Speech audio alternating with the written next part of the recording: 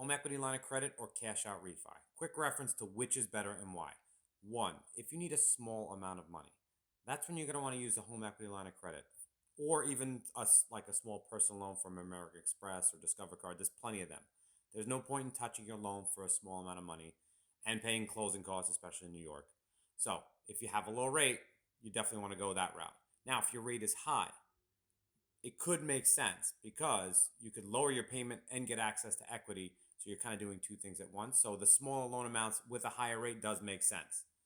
For larger home equity lines of credit, so say like 150 plus, depends on your situation. If you're self-employed or you have access to large swings of money where you can have a good month where you make $10,000, $15,000 over what your bills are and apply that back to principal, then it makes sense not to touch your loan there.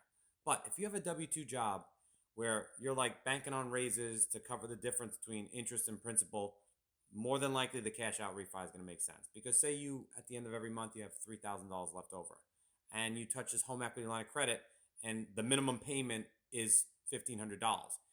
You're not going to have time to pay that lump sum off in the 10-year period that you have anyway. So, and I'm just warning you, these lines of credit are financial time bombs. That's something you'll have for 5 to 7 years, never pay down any principal, and then one day have to refinance out of it anyway. So it depends on your personal situation, but always go for the line of credit if you have access to swings of capital and they're small loans. Anything outside of that, you're going to want to look into just do the refi, lock in that payment, lock in the principal, so you're not sitting there 5 years down the road having to refi if you have the equity, if the rates are lower. Like you put a lot of what ifs off the table with that cash out refi.